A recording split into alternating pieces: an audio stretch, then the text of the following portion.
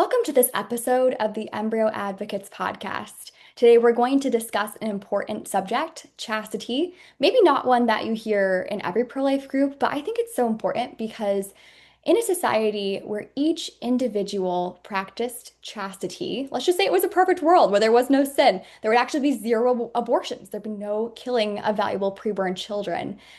So I would love to kind of bring you into this conversation as we talk with our guests today, who have gotten to share about this message with a lot of different people about how this plays a role in creating a society that's safer for all of us, for children especially, by having a healthy view of sexuality.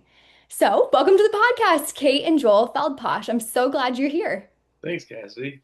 Yeah, it's good to be here. Thank you for having us. Of course. Now, I feel like it's pretty rare to be a chastity speaker, but Joel has been a chastity speaker, and also Kate has worked in the pro-life movement, promoting an end to abortion. So you guys have a pretty long work history of really living your lives to help the unborn and also to lay a foundation for a society that has a healthier view of sex and healthier families. Can you tell me about that, maybe just from each of your individual perspectives? Why, Joel, you're a chastity speaker, and then Kate, why you care about the unborn and wanted to do pro-life work? Yeah, I loved your introduction. We used to make the joke when we first started dating that if I did my job well enough, her job wouldn't even be important. But as you know, we live in a fallen world. So um, I stumbled into kind of the pro-life movement through, what usually comes before the creation of life, encountering some great organizations that talked on human dignity first. That was like our entry level conversation, and then we would come back to the school and split the genders and discuss chastity. And it was a an organization that I encountered because of all these struggles that I had growing up with that virtue of chastity, and just even seeing myself and others the way that the Lord created them in His image and likeness. So it was a very blessed time for me to find an organization out of college that let me go in and give chastity presentations for a few years. And year two is when I met Kate and learned a lot more about that side of the pro-life movement. Yeah, so I did pro-life work several years ago, but I did it for probably 5 or 6 years, and it was a blessing to my life. And the reason that I got into it was just felt this calling from the Lord that the unborn are being killed so rapidly, and that I needed to do something about it. And I was also drawn to the message of chastity, which was part of the reason that I was attracted to this guy right here. So the two of us coming together was a beautiful blend. That's amazing. Yeah, I feel like I remember you, Kate, at one point telling me quite a long time ago that you had had some kind of like dream or desire to marry a chastity speaker before you met your husband. I was like, wow, it's really specific. And then you did. That is a funny fact. Yes, when I was a little girl, I just prayed that ridiculous prayer, and sure enough, in the Lord's plans, He wants to grant the desires of our hearts. That is really cool, though. I love that. And, your introduction is already telling us, kind of giving us a bit of foundation that for a lot of people, this subject of chastity is really important. It can be a struggle for a lot of different individuals, and it does lead to really the erosion of our society when there aren't healthy morals around sexuality. So I would just ask you guys, like, maybe we have someone listening in who doesn't maybe have much of a Christian background or much of a faith background. How would you describe chastity? What is that, and why is it important? Yeah, I think that is a really good point that so much of our story is kind of written by the author of life himself, but you don't have to be Christian or have a heart that is striving for the heart of Christ to realize that a good word for a person that is comfortable in their own skin, but seems to always love in a respectful and appropriate manner is displaying some sort of virtue. And I think I like the definition of chastity that talks about the successful integration of the person. It's just a fully integrated human almost you could say fully alive, just because they have rightly ordered all of their desires for communion. So not just in sexual intimacy or relationship, dating or married, but in all friendships, especially those certainly that deal with the opposite sex. But they just have ordered their desire to be known, to be loved, their desire to serve others. They've ordered it so rightly that they always happen to have a really good boundary around their relationships that allows them to pour themselves out selflessly, but always in a way that is clear to the person that they are pouring themselves out to. Personally, yeah, I think for me it was pretty impossible to do before I had my conversion, but it certainly is not a prerequisite that you are a faith filled person in order to love the right people at the right time in the right way.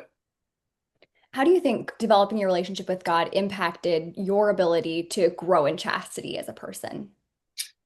Great question. Thank you for asking. I love every opportunity I can and to share my story. And I think in the Chastity organization that I shared in, we were in middle school classrooms all the way up through college, and it seemed like people related more to someone who had struggled first before finding Christ and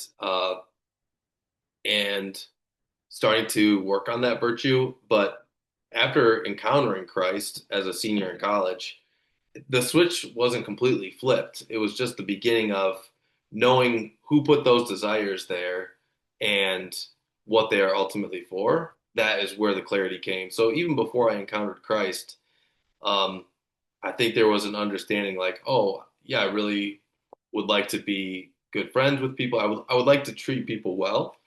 And there was it was hard to figure out where that deep desire came from. If I just want to treat people well. Why do I want to treat people well? Why would I like to be treated well? And I think I always wrestled with that, which is kind of how the conversion eventually ended at Christ, is because I tried the partying culture, I tried the culture of use, certainly tried the hookup culture and the dating app culture, and just this constant seeking. I tried academics, kind of diving into that. I tried diving into work, and I also tried diving into athletics. And it just seemed like, the only thing that would steer those desires in the right way, which I can't really take credit for this. This is just happening. I happened to be on a retreat. That was like the last place that I was willing to try and see, like, all right, I feel like I've reached the mountaintop in a lot of these different fields of fulfillment that people find. And, most people, it takes them a very long time to realize that they won't find their fulfillment in work or athleticism or praise or being able to meet people easily. They won't find their fulfillment in the hookup culture. I was just so blessed to figure that out at a young age and then try the next best option to me, which was Christ. And it was very clear at this retreat. He was the one who put those desires there, and it was going to take me a while, but he was the one who's going to help me figure out how to channel those desires in a way that would lead to a fulfilling life, and more importantly, a fulfilling eternal life. So, yeah, I think encountering him my senior year just started the process of steering those desires, and they can still get off track. I can still certainly get disintegrated and have disordered desires for an escape in some way, shape, or form, or yeah, just to treat view people as objects. Unfortunately, usually friends. Like I was just thinking about this the other day when I just asked a friend for a simple favor of loaning something for a house project. It was a reminder that that's how I used to view all relationships. Was if I could get something from you, then I would be your friend. And if you didn't really do anything for me, it didn't matter what your gender was. I just was no longer interested. And just having those thoughts, remembering where I used to be before I encountered Christ, it's always a blessing to have reminders of like, oh yeah, you can love selflessly, pour yourself out, and not expect anything in return. And what better way to glorify the Lord than do that? Thank you for sharing that. Yeah, it's an amazing story of how God like reached into your life and did bring you to the end of that, right? Because it kind of talks about in scripture how like sometimes when we chase the things of the world, like there's like that temporary pleasure of it. Like it sort of like feels like maybe it fills something up in you, but then it kind of comes to an end and you're like, well, shoot, that's empty. There's like Yeah. this doesn't last. It doesn't really make me feel like filled up as a human being. And that's really amazing too that God had put that in your heart. Like, I need to treat people well. There's some part of me, like, I really want to do the right thing here, but you tried out some different things the world says are the way to be fulfilled and to be happy. Or even just like, you know, going into that worldly thinking you were talking about of like, oh, how can I get stuff out of people? You were emphasizing how like being a Christian, it does drive us to be self-giving and to look at serving other people. Kind of a weird example of this is the times I've worked in healthcare, and sometimes anyone who's worked in healthcare knows the feeling. You walk into a patient room, and sometimes they're very disoriented, and you go in, and they're screaming at you. You're trying to kill them, is what they tell you when you're taking their vital signs. And Mhm. those are that's a moment where you get tested of like, can I give to another person? Can I give care to them? Can I love them? Even if it's not reciprocated. Maybe you have that with your small children. I don't know if maybe like you have some toddlers and you're trying to help them eat broccoli and they say, Mom, you're just destroying my life. Like, how can you do this to me? Sometimes giving to really benefit another person isn't always received the way we'd like it to be. And I think that does sometimes even drive that worldly mindset of like trying to get something from other people. So how do you think, what is the role of chastity in, giving of ourselves and thinking about other people more than ourselves? Yeah, I think that kind of comes back to the definition of chastity. That's kind of what it is. It's a rightly ordered love. And when we are living in a virtuous way, like we are thinking about others before ourselves. It's a culture that is so self focused, and we all struggle with it. We're human, and but that is the ultimate like end goal of chastity is thinking about another person and their good, not my own selfish pleasure, and putting that desire and that need before our own desires. So true. And I think one of those seasons of life I've heard from many women that is such a like a time of growing in selflessness is motherhood. I'm not a mom myself, but I know you are, Kate. What are some of those lessons that motherhood has taught you about being self-giving? Because there are a lot of times I've interacted with small children where, little kids are so sweet and so fun, but they can throw giant meltdowns and just like, there are different things I'm sure you've been through as a mom where you're giving and giving and giving to this little person, and you may not always see it reciprocated in that moment. Yes, definitely. I relate to that. Motherhood has been a very, very humbling season of life for me. I realize that control is a bit of an illusion, and as much as I will my children's good, there are definitely moments that I mess up too, and that I lose my cool on my kids, yell at them. Yeah, but in the end, I think it's always kind of coming back to what is good for them, and how can I like give my best. So sometimes that will look like, standing firm on, I know it'd be so much easier to just say, yes, you can have this cookie than deal with the wrath of my children when I say no. Or sometimes on the other side of things, like I'm the one, like I said, who had messed up, and for me to go back to my kids and to say sorry, like sorry, mom lost her cool on this one. That's and also a humbling lesson I've learned in motherhood. That's really important. Yeah, and we've seen similar lessons like you just expressed in healthcare. I think that leveraging your intellect and your will and not being steered by your emotions, and not thinking in the ways of the world as Christ warns us. St. Paul especially, yeah, speaks a lot about putting on the armor of Christ and sticking true to those things because you will do things for your children that is good for them, and they will insist that it is not what they want, therefore it is not good for them. And I think where we've gotten so twisted in chastity is from a very young age, forgetting that we were made in the image and likeness of God. Is I remember after my conversion, there were times where I was still out at the bars or on dating apps, and to express. I think this is one of the biggest struggles for Christians nowadays is when you express like, oh, it's not good for either of us to share too much, either physically or emotionally, too early in a relationship. Some people take that as a real affront. Like, who are you to tell me what is good? And I think that is something that we've learned in parenting is like, yeah, it it's easy to get emotionally manipulated by children, but also by adults who attempt to convince you like, no, the way that you want to love me is you're coming from a holier than thou position, or you are not considering me, but you're considering my baby's life. And it's like, no, no, like trust me, it is better for you to not go through an abortion, or it is better for you to not sleep with someone that you're just dating. It's not good for you to live together and share your bodies and share everything about life, before you've decided to spend the rest of your lives together. There are just ways where there is a good, and yet as a society, I think people have been convinced that what is good is what they want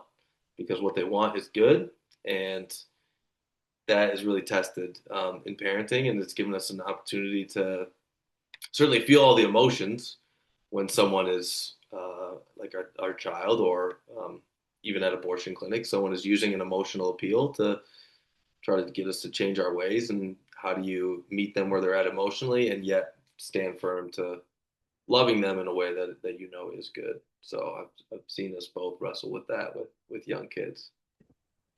It's got to be hard to do when you're raising little ones and trying to find that right balance between being firm and like being loving with them. I was just telling a story to someone today about my own childhood. My parents, I can see those times where they had to help me to grow as a person. And I think it does kind of correlate to understanding like God's guidance to us with chastity and with what we Yeah. want to do in the moment. So one absolutely ridiculous thing I did when I was 5 years old, I was homeschooled. My poor mother is very good at math. She happened to have a child who is not good at math. And I was 5, and she decided we're going to learn some 5-year-old math. And I thought this is the absolutely most just horrible thing I've ever found in my life. I was throwing a fit and crying at the kitchen table. And so my mother, having lots of grace for me, was like, you are taking a nap. I'm taking a nap. You're taking a nap. Everyone's taking a break from this math right now. But I was so upset because, as much as I found this to be the most repulsive thing I'd ever encountered in my life, I still wanted to fix this. I bring her my math book and I'm crying, Mom, I just don't like this math. And I spent a lot of time in my childhood convinced that math existed to, be a punishment to me. I always tell my mom, I'm never going to use this. Why are you doing this to me? I don't like this. And then it turned out a couple years later, got to be an adult, and I actually was required to use math in my job, shockingly, despite the fact that she had been torturing me for 12 years with something that I was never going to use. Um, so kind of a silly example, but when God our Father, like he gives us those guidelines about like, not using other people and wanting to have healthy boundaries in our relationships, I think a lot of times we are like the kindergartner screaming at the kitchen table, how dare my mother teach me math? This is the worst thing I could ever imagine.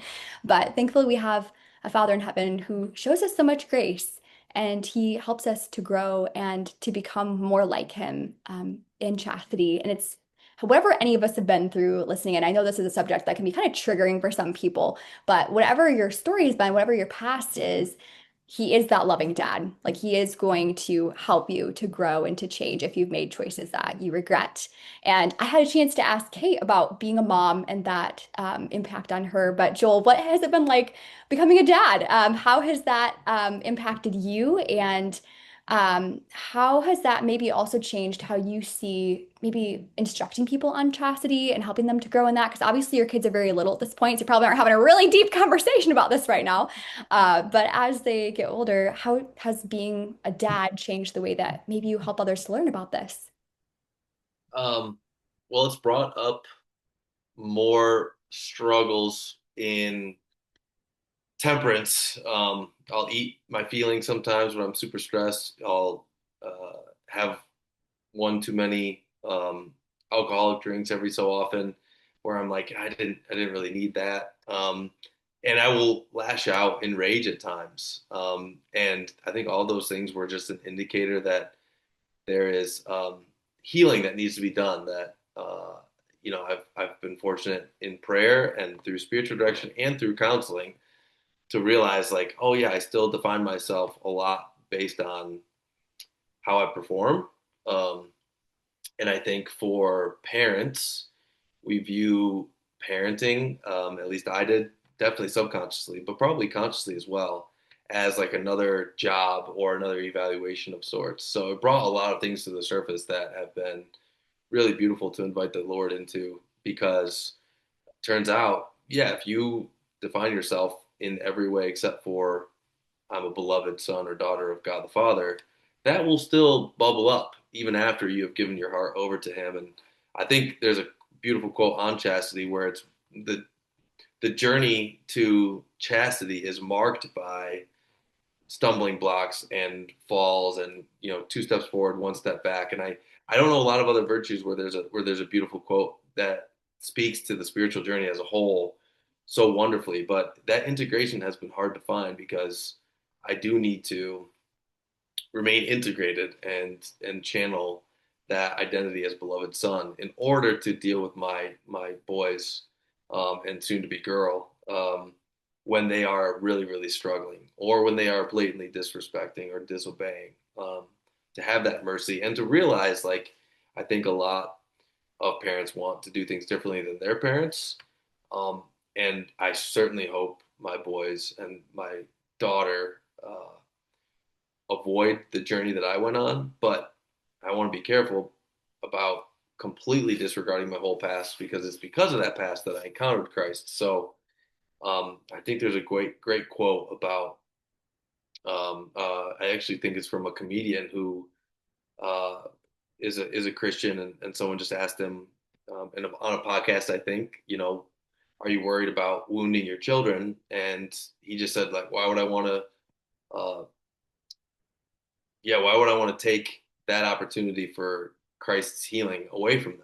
Like, I'm not going to purposely hurt my children. Certainly, I probably will selfishly, not physically hurting them, but wounded. I'll probably wound them by choosing myself over them at times in their life. But more than that, accidentally, I will hurt them a ton. They will misinterpret something, or yeah, I'll make them eat their vegetables, and they'll think I'm punishing them horribly. But what I've come to learn is, yeah, I shouldn't be focused on raising perfect children because, as Christ said in the Gospels, it's not the healthy who need a doctor; it's the sick. So, understanding like, yeah, I don't want them to have my journey, but they have their own, and I'm gonna do my best most of the time. Sometimes I'll just completely mail it in, I'm sure, but I'll try pretty hard to make sure that they know they are loved unconditionally by mom and dad, and that they are loved unconditionally and infinitely by their loving father.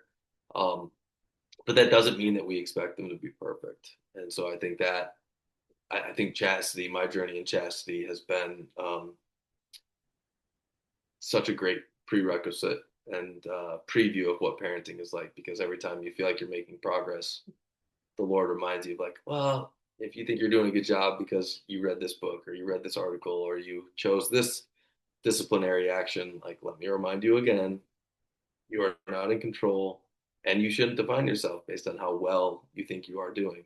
Um, and so I've been able to see myself as son more than than ever before because I'm now a dad, which has been a privilege.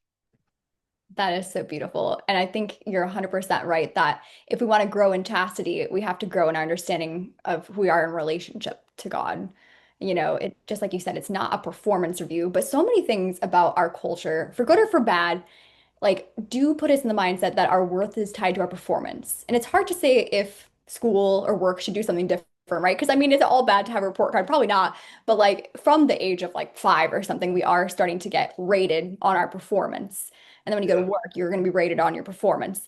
And it's really easy, especially in American culture where we're very obsessed with working. We're obsessed with being accomplished and growing our resumes. It is so easy to bring that into every part of our lives.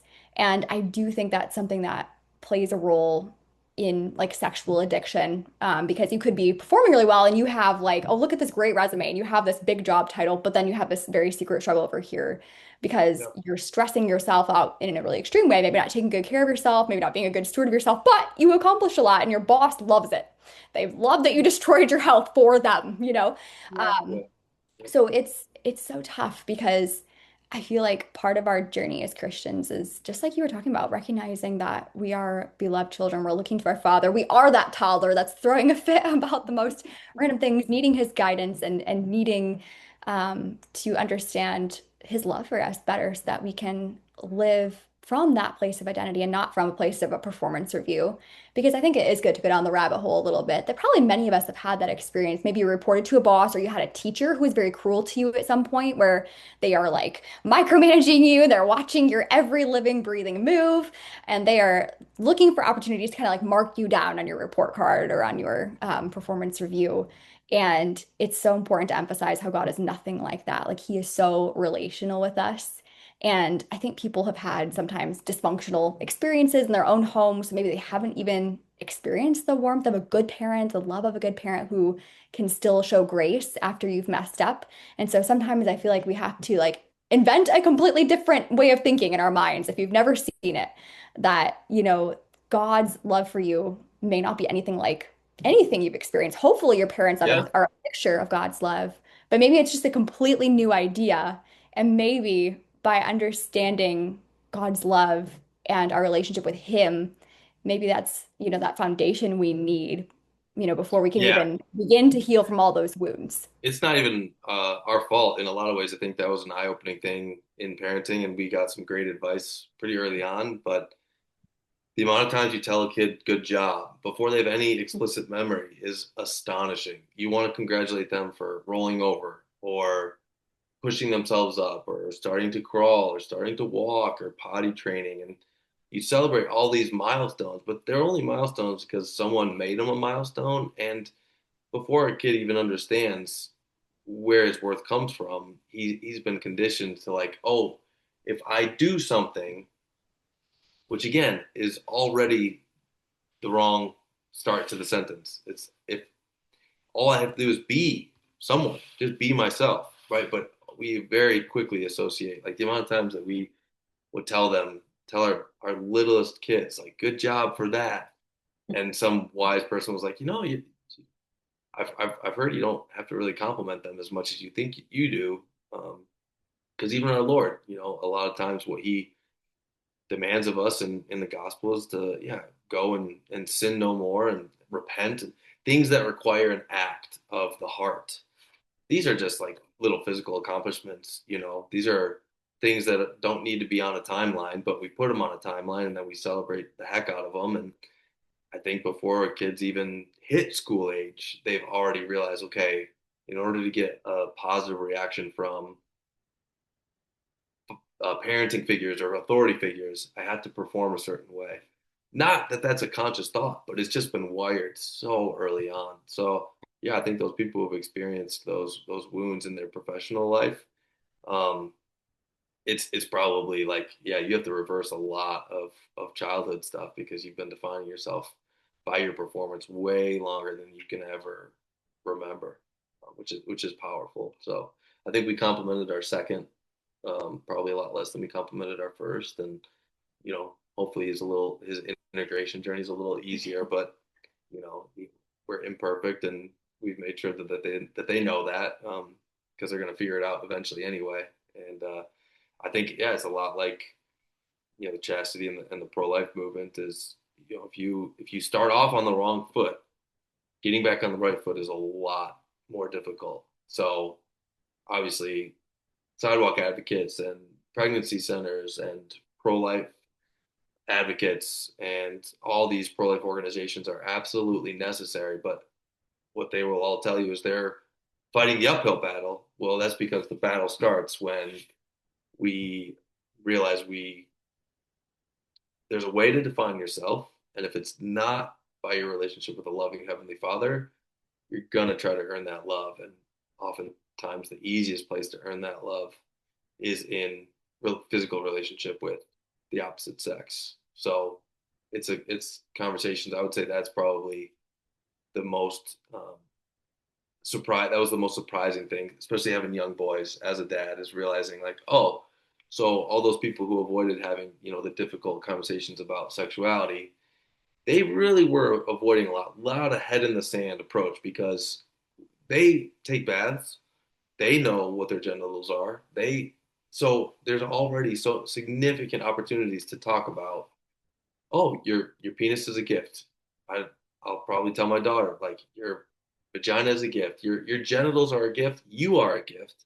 Like there is a purpose for these, and it is, yeah, to go to the bathroom, and then you just leave it at that. But at the very least, like they know that they are a gift and that their private parts are also a gift. And I didn't realize how many times you'd be given that opportunity because boys are curious and their hands are very active in the bathtub. And you just, it's like, why wouldn't I just tell them right now? Like, oh, hey, not a toy, it's a gift. And thinking like how much in my life I viewed myself as an object. Um, it is something that I hope my boys, never view themselves. They'll definitely fall and they'll struggle. I'm sure they'll struggle in chastity, but if they know that they are struggling, but they know they are a gift in that struggle, that's just a lot easier place to attack the temptation to give into using people and objectifying yourself. Much easier to fight that battle from the high ground of, well, I know I'm a gift. That's why this stuff is misplaced or disordered, as opposed to like, wait, I'm 25 and you're telling me I'm a gift and my genitals are for something more than just physical pleasure. Like, okay, well, that reframes everything for me. So, yeah, it's a conversation that can start way earlier than I think it does with most people, and we just don't realize how much we fail to channel our identity from our loving Father who created us, made us for Him, made us for love, and we often encounter Him through our relationships, both friendships and romantic relationships. So, yeah. And I would add on to like from the opposite extreme to like I know the culture of chastity can also be either mistaught or misinterpreted as one of shame. Like there's always shame around your body and how you were and like you don't have sex before marriage because it is a bad thing. But truly, if we saw ourselves as a gift and our bodies as a gift to give to another person someday in a rightly ordered context, or even to serve others, at any point of life, like that that is so important to try to instill in small ways when they are young. That's something we've tried with our kids, and that Joel's language was just kind of an example of that. Is we don't want them to think of their bodies as being a bad thing, that it is so good, and that is why there are rules to order our bodies in certain ways. And really, that's why doctors exist, right? The human body is such a gift from God that people go to school for 12 or more years just to study it, just to understand it. And our bodies are a gift. They're not just a gift to a nerd who wants to study your liver. The hepatologist over here is like, wow, your liver's really cool. But our bodies are a gift. We are made in the image of God. And, something I think I hear you talking about there, Joel, is like, human sexuality, just like you're mentioning, this is not about like objectification and like, oh, this is shameful. Instead, it kind of has those three aspects within marriage that, sexuality is meant to be fruitful or procreative, depending on what word you use, to be unitive and pleasurable for the spouses. But in our culture, there's a lot of different reasons for this, but we really don't like the procreative aspect. We really want to destroy any children that result because we believe a lie that sex is absolutely not about unity, right? This is about hooking up and walking away, but also that we just want one piece of this. We only want the pleasure aspect. And when we look back at the sexual revolution in history, it's really a big part, especially of what came out of kind of like the contraceptive revolution, which, I am discussing this issue with you as a Protestant. The Protestant view of it is like, oh, contraception is very neutral, it's whatever.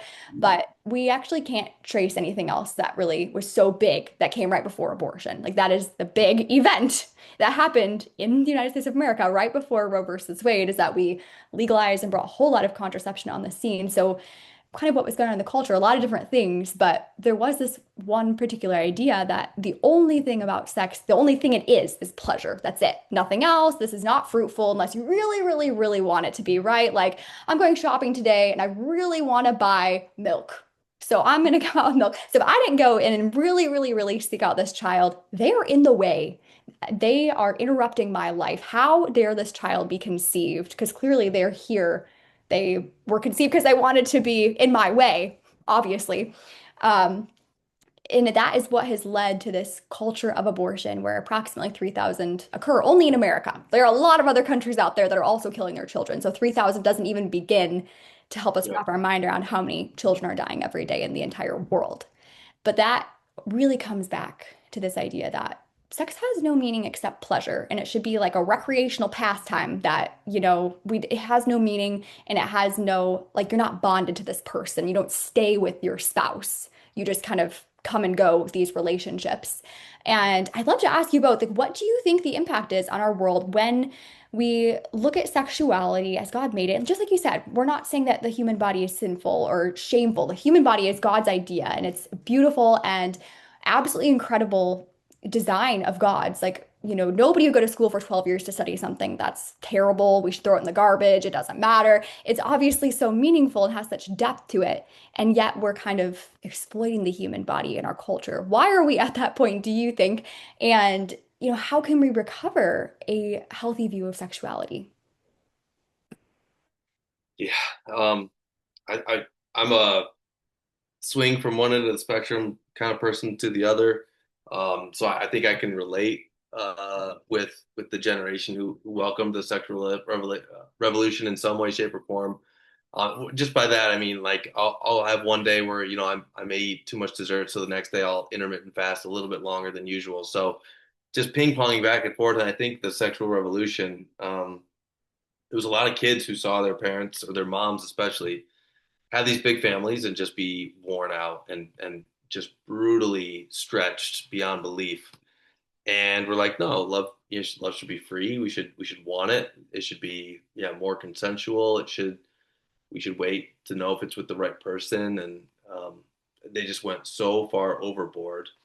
And those wounds are still being felt tremendously. I think in my own family, two generations before me, not neither of those sets of grandparents spoke particularly fondly about having children.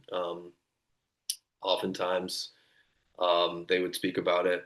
I have one parent from a big family, farm family, and their family grew up kind of knowing like, oh yeah, we all they needed helping hands, they needed farm hands, right? So, kind of tying it back into, well, our existence is dependent on our performance. That's not very enjoyable. And then on the other end of the spectrum, it was a smaller family that my mom was a part of, but my grandma had kids young, and that was really hard on her. And she felt like she had given way more than she received early on, and still tells people about it to this day. And our hearts break when we hear that. But now you look at my generation of cousins. I think the biggest family size is four among probably 40 of us, 30, 35 of us total across both families. And most in that generation are not married, not getting married. If they are getting married, they're purposely not having kids. And so I think those wounds are easy to trace in my family tree. And what the sexual revolution did go so far overboard in is breed that mindset that you mentioned even early on in our conversation. This kind of American mindset of it's about me. Like I pull myself up by my bootstraps. I'm strong. I'm independent. My career, my performance is crucial. And you know what? Let's just apply all that to romantic life as well. If I want something that 30 years ago was disordered. Well, times have just changed. We know a lot more, and so I think the roots go back way further than we realize. But it seems like there's a correction that's happening because when you seek something that you insist will find fulfillment, um, and you get to the end, you reach what you believe to be the mountaintop of that particular experience. If that thing does not provide you that fulfillment, I think a knee jerk reaction to that thing is anger, disappointment. Like I gave my whole life to this thing, it didn't give me what I wanted. Forget that thing. Screw that thing. That's so frustrating. And I think what you've seen in the last 10, 15 years is okay, we held the body and bodily pleasure, sexual pleasure so highly, starting with the sexual revolution, and contraception unlocked this opportunity to experiment with our bodies in a way no generation had come before. Um, False, first and foremost, obviously, but also just, yeah, so misguided because I think in the last 10 years you've seen, okay, people who worshiped sexual pleasure and thought that that was going to be the fulfillment realized that's not where fulfillment is. And now you probably have um, just as many, young people who would say the body's just for physical pleasure as you would say, I'm not even sure I'm in the right body. There's just such a rejection of the body as a whole. It's like this cage now. It needs to be. The culture doesn't use this term, but it's mutilated. Mutilation used to just be, a vasectomy or yeah, female or not vasectomies, but even worse in Africa, the way that people would yeah perform uh, female circumcision and all that. Like this, that is nothing compared to the type of medical treatments that people are getting now because, yeah, their body is just this piece of meat and they got put in the wrong one. And so I think this sexual revolution not just planted seeds for a complete misunderstanding of sexual relationship, but a complete um, misunderstanding of the human body in general. And now there's a good not the majority certainly, but it's a big enough contingency of people that absolutely hate the body. And how can we come back from that? If you hate the body, then when sex creates another body, you're just going to view it as just another object, just another piece of flesh, a clump of cells. If you view yourself as essentially a clump of cells that's just larger, I don't see how you're going to be able to see the dignity. I mean, that word would not even be in your vocabulary. And I think that the sexual revolution is like you said, in large part to blame. But even before that, like you mentioned, the contraceptive revolution and the invention of oh yeah, let's figure out a way to stop nature because I think for a long time, many generations have had phrases like, "Oh yeah, our last child was an accident," or "Our last child was a surprise," or "was a whoops." And so, if that language has been in people's vocabulary for a couple of generations, that means we've started separating the sexual act from procreation. At least kind of the quiet part, without saying it out loud. We probably separated it for a long time, which is tragic. It's having horrible, horrible consequences, and will continue to more generations certainly. Yeah, it's so true. And it's just so devastating, honestly. The incredible wounds of the sexual revolution. The greatest wound, all those dead children that we don't even know all of them. We don't know their names or who they are. But I think you're 100% right that the sexual revolution, it doesn't just end in, okay, like there's some chaos here and like some, not great sexual choices, but like we hate the body. We want to mutilate it and it has no meaning. I do think that some of these views are part of what leads some people to suicide, even, just like in a Absolutely, very extreme absolutely. application, right? Of just like total worthlessness. Mm. Uh, Yeah, and we still have. I talk about it in my men's groups quite a bit because some of us have siblings or cousins who are voluntarily, um, not having children, or they have contracepted so much that their bodies won't recover. And having a midlife crisis used to be just buying a sports car or going on a girls' weekend or something like that. But when a group of people who were so self-centered and so wounded that they opted not to have children, what does that generation look like in their 40s and 50s? When there's, I mean, certainly in our Christian community, I'm sure you've seen it as well. There's an influx of people who are reconnecting the procreative with the sexual act, and bigger families are starting to be, but it's not the kind of bigger family that is working the farm. It's just this. It's chaotic. It's not easy, but it's certainly joyful. And what is that generation of people who chose selfishness, or was so wounded they never opened themselves up to life? They were very pro-abortion. What do they do when there's this whole generation of people who embraced having a bigger family? And I don't, I do not have hope that they will handle that well when they realize, like, oh, I'm a product of the sexual revolution and I've got nothing to show for it. Like, I've got a career. Is that I've got a cool travel catalog. My Instagram is full of great pictures, but like no one to spend. I have no family. My parents are dead. I don't have any kids of my own. You know, I yeah, I don't know what that reckoning is going to be like for those people when they realize what they've hated, the body and procreation and life is truly the answer to their restlessness. Um, I don't know what that reaction is going to be like, and my heart breaks for them. Um, so that abortion mindset and that hatred for life, I think, is going to have devastating effects for a little bit longer. Hmm. That's for Yeah. sure. I really appreciate you sharing about even like the generations of your family and the things you were saying about how kids weren't always viewed positively. And I think that is something that plays into these many people that want to have zero children when they're married, right? So, being that I'm a Protestant, we have a certain little thing that goes on where, since we're okay with contraception, many Protestants are, there are Protestants that are engaging the DINK, the dual income, no kids Yeah, lifestyle. yeah, And I have observed them from afar, and I'm just like, this is different, because there are many people throughout history that haven't had children, like single people that maybe wanted to get married, they couldn't have children.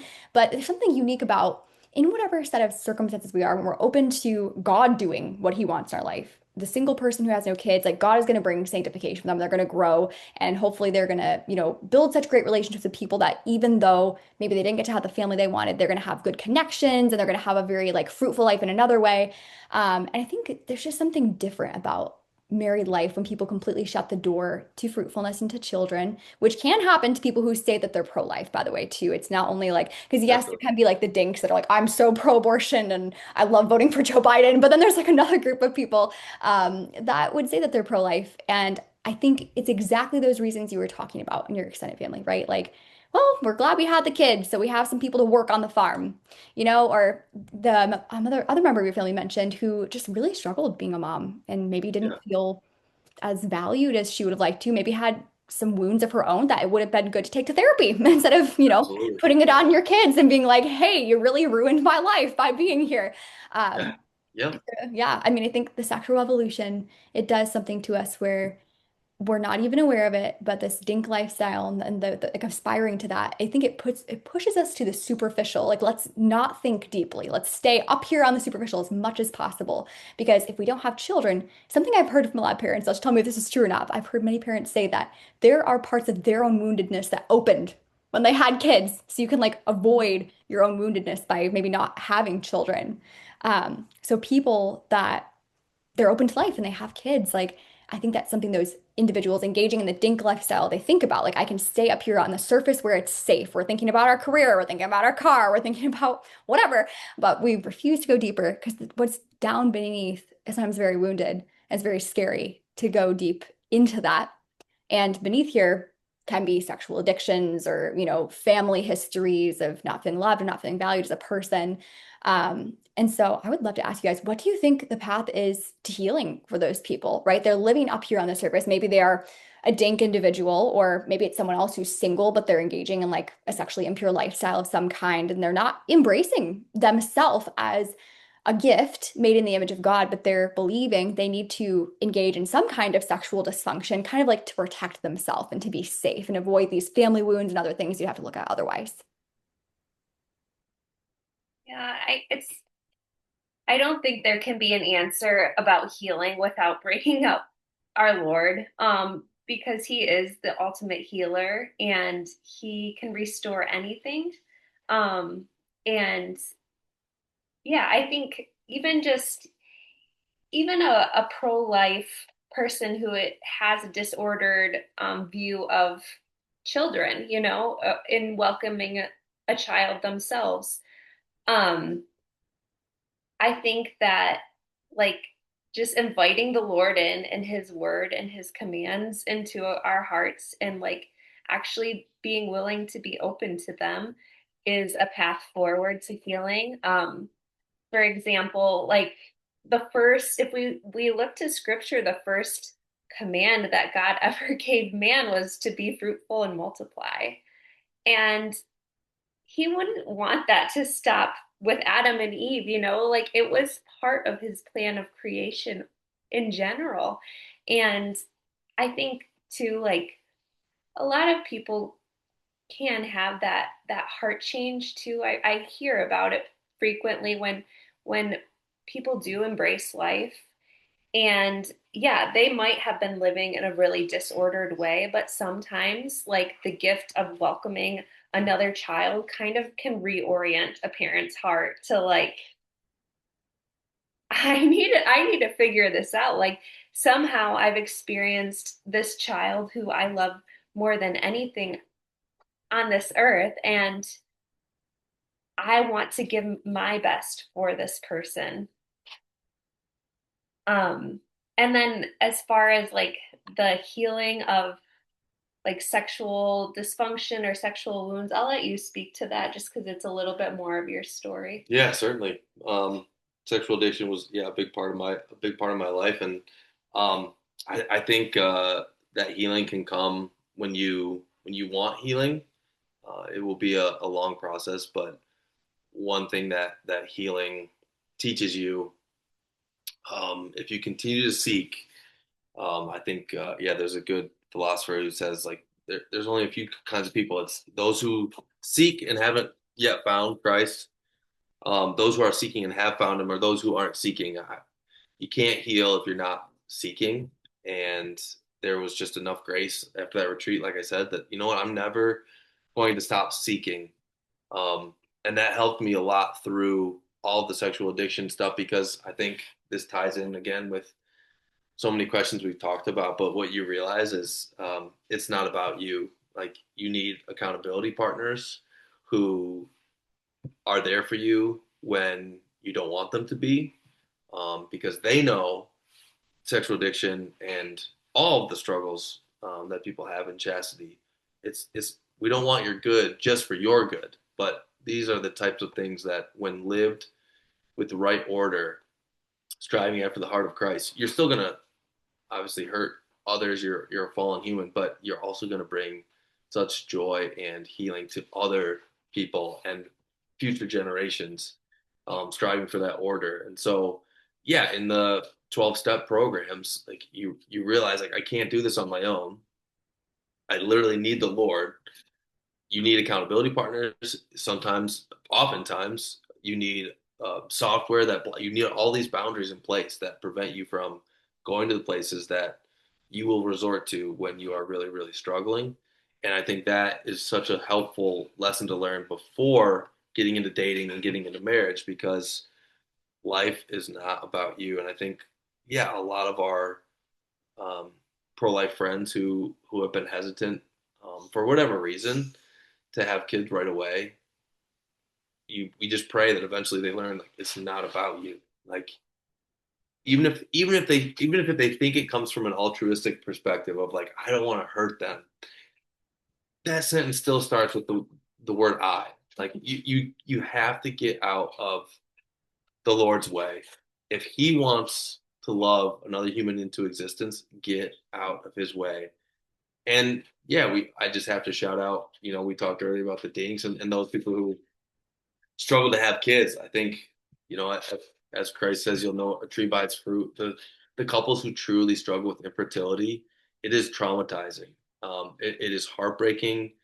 And I've always had this vision of these couples who are voluntarily getting in the way, either through contraception or otherwise, of the Lord creating new children, of just what it would be like to see them sit down across the table from people who want the fulfillment of the sexual act to result in children, and it is just not working. And what a difficult and uncomfortable conversation that would be. One of those couples has an ordered attitude towards the sexual desires of their heart, and one is taking so many things into their own control. And you know, he, as Christ tells us, he desires mercy, not sacrifice, and that mercy is something we need to receive, and our kids need to receive. And if we try to get in the way of the goodness and the ultimate fulfillment of that sexual desire, it's just almost impossible to envision how that would be a selfless approach. Because this is some of the conversations even had recently with family members who are part of that wounded tree, that a true Christian would believe an extremely difficult life is still a way better life than no life at all. So a yes to life, no matter what that child is going to encounter, the Lord would still rather that child have that life than not have life at all. And I think that's so hard for Americans, but humans in general, to wrap their head around. Like, oh, if it's not going to be a good quality of life, if I can't give them everything, or I don't want them to be wounded, or whatever their perspective is for uh, avoiding kids. It's just a truly non Christian approach to life.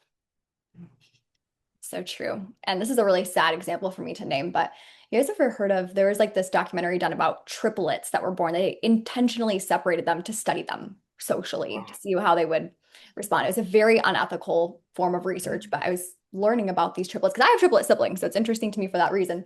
And Whoa, epic. yes, they're very fun. Love having triplet siblings. And what they found, these are identical triplets, right? So they have the same genetics. So basically, they were performing an unethical experiment on them to see if we put them in different environments, will they turn out differently? Yeah. And they found that they did, which was very sad. So there was one family where the dad was a doctor, right? So there's money in this family, and like they have the stuff they can give the kids. I can't remember what one family was, but also like sort of well off, like kind of in the middle, doing fine. And then one family that was a little bit more poor, but they had very deep family values where the dad just spent a lot of time affirming the kids and like we love you and you're my son, and just like had that approach. There were these three boys, three identical twin or triplet boys, and it was really sad. I guess the biological mother had schizophrenia. They didn't know this, right? It was a closed adoption. They were not honest or clear with them about what the children were going to probably experience from this genetic pool they were coming from. And sadly, the child, I believe, who was born to the doctor, and again, this is not saying people who are doctors that their kids are something bad's gonna happen to them, but just like in this experiment, this is what happened. He committed suicide and he died. He had all these worldly possessions, right? He has like this money from his parents. He can go to wherever school he wants to. Like he has everything the world is offering, right? But for whatever reason, he was very miserable and he died from his misery, which is absolutely tragic. And then they interviewed the remaining two triplets and said to them, why, like, how are you still here considering like your genes and like you do each have some mental illness, some depression you're really struggling with. How are you still here? And so the one that was in the family that was the most poor said, like, he just kept coming back to his adoptive dad. My dad was always like affirming me and he really loved me and cared about me. They couldn't give him anything hardly at all, right? Like, he was going to be working really hard from a young age in order to provide for himself because his family couldn't give him a whole lot extra. But it was that foundation and those relationships he had in his home that set him up for a life of love. So tragically, in this family where we would picture, oh, look, you have all these resources and you have this money, but Yeah. the child was miserable in the end and sadly died as an adult, which was so sad. But to me, it was a big picture of like, with the Dink lifestyle, we're looking for accomplishments, we're looking for the resume, and we're looking for that kind of stuff. It can be very miserable. You can have a crisis of meaning sometimes, where you have no meaning in your life, and you're maybe not having a child, thinking about it in the way of these triplets of like, well, like I don't know how they're going to turn out. But then sometimes it is that family that has very few resources. They can't pay to send their their child to college someday at all, and maybe they're very limited. It's a tight budget, but they were so loved that he had comfort from his dad even after his dad died because it was just that deep of a relationship that there was just so much love, and I just thought that was so powerful. Hmm. That's convicting. Yeah. Yeah, so I hope that people will take that into consideration that a child's ability to turn out well in the world, which might be something that people consider when they're using contraception. I have to contracept because this is not the right life for my child. Like it's your character though. It's like you loving them. That is wealth to them. Yeah. Yeah. It's a great way to start the healing process, I think, was, one of my favorite songs from the Broadway show, Les Mis, is just Who Am I? And, yeah, Lord, show me who I am. When I was in my 20s and struggling, like, show me who I am, and more importantly, show me whose I am. Because, like you said, yeah, if you're fortunate, you have mom and dad who remind you how loved you are, but many of us don't. Even if our parents love us, we just don't have that outward indication, or they just don't show it in a way that we can receive it. And we need to kind of, yeah, reset that baseline when we become adults of like, who whose am I? Like, who will claim me? Who does love me? Um, and yeah, if we can learn about ourselves through the eyes of the Heavenly Father, there's a good chance we don't have to learn who we are through the eyes of our fallen brothers and sisters. Yeah, who might be tempted to use us and teach us about our value in a negative way. Yeah, absolutely. Joel, you have been like just so awesome and open and sharing about your story. Thank you for sharing that because it's not easy to share that you've, been through some of those things in your life. I think that there are a lot of like adolescent men that really struggle with like, living in a chaste way. I'm sure that that's probably true for some adolescent women as well, but I just have noticed looking at, like my community and just the people that I've known, I feel like young men struggle a lot. Like there can be crises on so many different levels, not just obviously on the chastity, but just, forming your identity and becoming a healthy person in the world. What would your message be to young men, maybe who are struggling with chastity, they're struggling to figure out who they are and trying not to live, like they're only here for the performance review or their, the Yeah. report card, trying to have that all be right. How can, young men become healthier and more ordered? And as you share with us about that, I think it's good for young women who are listening to kind of listen to what Joel shares with us so that we can date to marry men who are healthy and who have insight on their past wounds and the things they've been through. When we lack insight, we're probably going to repeat the same unhealthy patterns that we've seen in our families. Yeah, I think a message, it certainly would have been jarring for me as an adolescent, but just seeing some young men respond to it so much in my few years of being able to encounter them in the classroom is, um, just that your desires,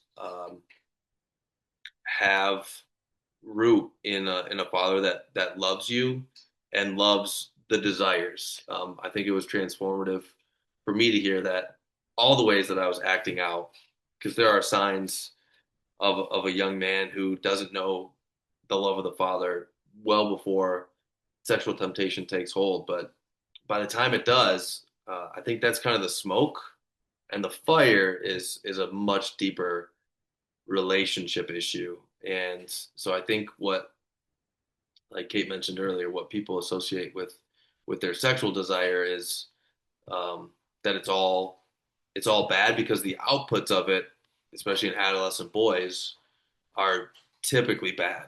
So you are not your sin is a very difficult message for people who young men who have identified themselves based on their performance and everything else. Like when it comes to Christianity, if they're men of the faith and they're used to identifying based on their performance, well, if you're not performing well in the faith because you're falling victim to sexual sin, um, addiction at times, you'll identify as that addiction, and to know that you are not your sin, but that the desire has a much greater calling, and that battling that, as St. Paul talks about, the desires of the flesh, and cling to the things of the spirit. Christ tells us to think about, yeah, not the world, not store up treasures in this world, but treasures in heaven. Like the battle that wages in men's hearts till the day that we die is a battle worth fighting, and that gets men enthusiastic because they know, like with every other endeavor comes a retirement. They know deep down, like, yeah, if I make it to the NBA or if I make it to be uh, an astronaut, or if I win the Nobel, or if I'm a successful surgeon, at some point that life ends. Then who am I? And I think adolescent boys are so much quicker to just steer those awkward desires and difficult battles that wage in their heart to the easy out, sometimes getting themselves addicted to it, because they don't really understand that there is a long-term battle here that is worth fighting, and it's worth fighting because they deserve it. I think a lot of times in young men's ministry, we talk a lot about like become better men, battle the sins of the flesh for your future bride. And I think it was very helpful for me to realize like, no, you're worth it too. Like the Lord loves you and wants your flourishing only on this earth so that you can flourish in heaven. Like it's not just about this earth. It is about building the virtues that will allow you to enjoy the eternal wedding feast, with him. And I think viewing themselves, adolescent boys who need to view themselves as worth the battle for chastity, worth it's worth finding accountability partners even in middle school. It's worth getting the software even in junior high. It's worth starting to discipline the flesh and fast and abstain from meat, on Fridays in Lent, and perform some asceticisms because there's a long-term journey here. Like there is such a great desire in young men's hearts to be great and to be great in the eyes of others, which is not a bad desire. To have sexual fulfillment, which is not a bad desire. But these are all desires that, when ordered properly on this earth, ultimately point toward eternal fulfillment, which is the ultimate calling card, and ultimate payoff. Is all these things just simply point toward you have a loving Father who wants to be one with you in eternity forever, and He died on the cross for you so that, um, as Christ said, I came to bring you joy and that your joy may be complete. So skip all of the parts where you're unhappy.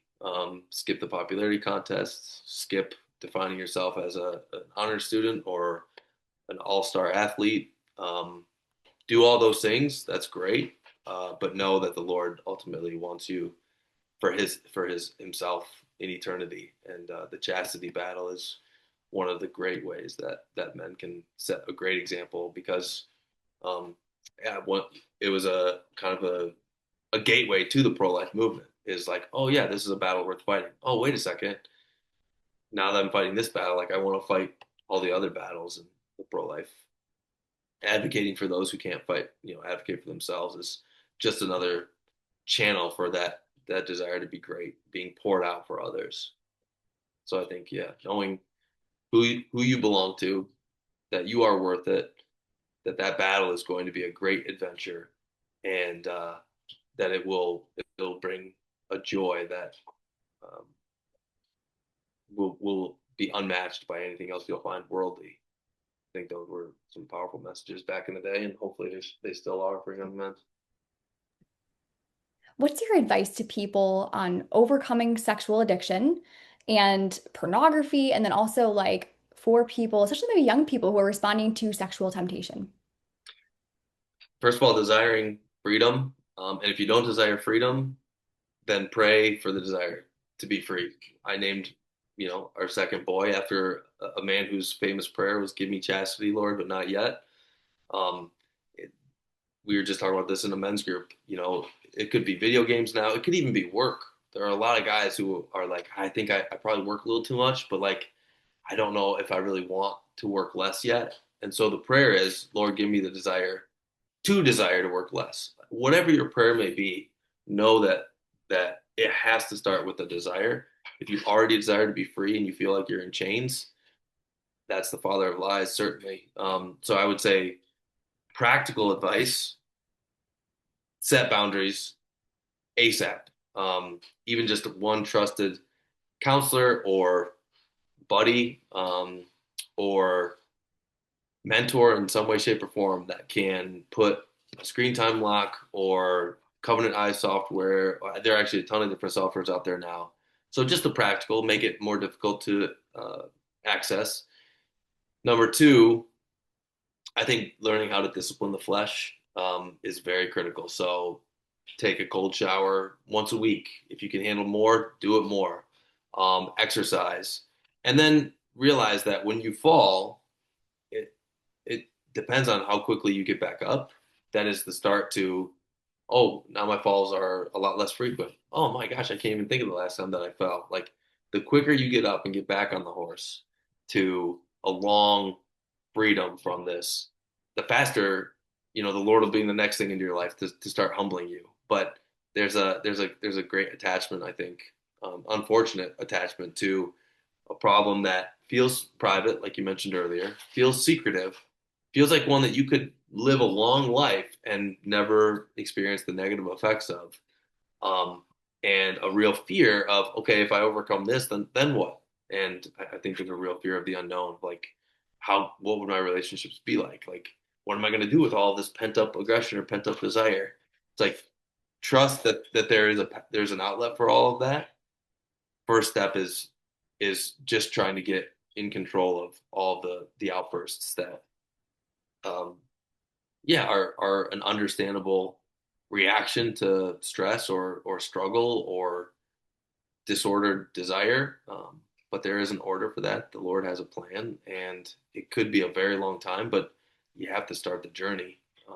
And I'm fortunate to be part of a big community of guys who have overcome that and are just struggling in other ways now. But the struggle is always there. It's just, yeah, I mean, in Ephesians, the Lord talks about the types of battles, or St. Paul talks about the types of battles that we'll fight, and we're only strong if we lean on the Lord, because all of our strength comes through Him. And be willing to set this sexual struggle and sexual addiction down, give it to the Lord, and work on healing. Set those boundaries, make it harder to access, and yeah, realize that life is difficult. You're often acting out because of your struggles with life and all the difficult emotions that come with it. But there's a bigger fulfillment when those desires are channeled accordingly. That it's worth the fight. It's worth the fight, no matter how long it takes. There were plenty of times where it felt like there was no hope, and um, yeah, I think especially if you're single, then um, I think there is it's a real gift to be able to fight for something that will have a great payoff, which is like you mentioned at the beginning of the question, like women fighting or women being willing to date godly men who realize that they are weak, and that's where the Lord is going to glorify His strength. And so entering into marriage without sexual addiction is a great goal that I think every young man should have. And so yeah, for all the single men out there, um, breaking free from sexual addiction is going to have a really beautiful, fulfilling payoff. And for those who are struggling in marriage, which I know plenty still are, that payoff is a little less obvious, but it's just as joyful. It might be a little bit more of a surprise to you, um, but it's always worth the battle. It's definitely a battle. And I think the truth is, when sexual addiction exists, like it does change the way people are treated in our lives. Maybe not only in like a, romantic relationship, but I think that when a sexual addiction exists, that there is a more like use people and kind of dispose of them mentalities. I think the more that sexual addiction is rooted out, the more we can really value the whole human person. And I'd be Yeah. curious for women to maybe they can think of their past dating experiences, but I think if you date a guy who has an active sexual addiction, especially if he doesn't really think there's a problem with that, um, I do think you're going to be more objectified. And I do think you're going to have a lot harder time following any kind of like physical boundaries because even if he really wants to honor you, there's, that lack of overcoming the sexual addiction at this time in his life, like it really might prevent him from loving you. Like he might really love his desires and he might not really be able to show love to you in a way that would make a much more joyful marriage. It's Yeah, and hard. I think he'll also on the flip side of that he'll also struggle to receive your love. And I think when we first started dating, there were so many times that she was loving me in just an extraordinary way, and the shame from my past was still so strong that it was hard for me to receive that love. And there was a time when we got closer to engagement where she had to hear about just how recent the struggles were. They were closer to us starting to date than either of us would have liked. Um, the Lord was able to bring most of my healing before we started dating, but it still was within a couple years, and it was really hard for her. And I think that being so much more present was a gift of like, oh yeah, she was expecting something different. She was expecting greater time in the healing process, and I think to your point, like they will struggle to love you, but they'll also struggle to receive that love that you have for them. They'll struggle to receive the love that the Lord has for them, and that is an exhausting burden. That I think Kate, hopefully I've gotten better at receiving your love. But when someone constantly, is telling you like, oh, I don't deserve this, or like, oh, why are you doing this for me? It just, yeah, you don't want to be questioned when you're pouring yourself out selflessly to someone who's used to, yeah, not even viewing themselves as worthy of a selfless love. And I think, yeah, there was that great song by Corey Asbury, I think, or other Christian artists sang it as well. That was really moving for me right after my conversion because it is, I think, a bigger red flag for a man who is still in the midst of sexual addiction, or like you said, yeah, is in the midst of a sexual addiction and thinks it is an issue and knows it's an issue, or is in the midst of a sexual addiction and doesn't think it's a problem. Is why do they view themselves as unlovable in the eyes of the Heavenly Father? Like he wants something better for them. And it took me a while to realize that I was worth that for him, that he died for me, including all that sexual sin. But receiving that love, yeah, I think that's why it can be such a big red flag. It's like, okay, you're going to be the father of my children, and I want my children to know that they are loved by God the Father, but like I'm not I'm not sure you've really let that love sink in. And it is hard. It is definitely hard to be loved unconditionally and infinitely when you've done some horrible things in your life. But for the sake of the people around you, letting that love in so that you can heal and start to love others the way that the Lord's calling you to love them. Um, yeah, that is the first step in a happy and holy, more importantly, holy marriage. Like you said,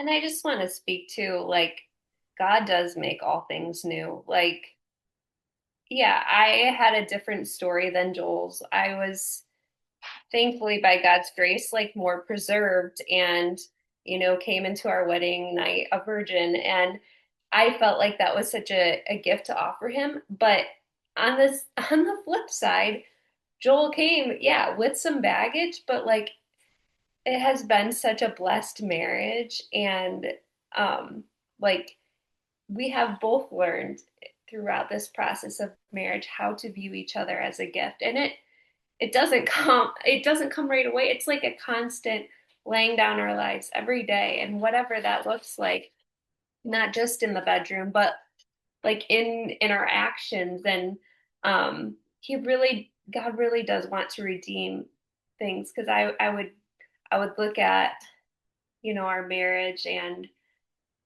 our intimacy as just through the eyes of gratitude.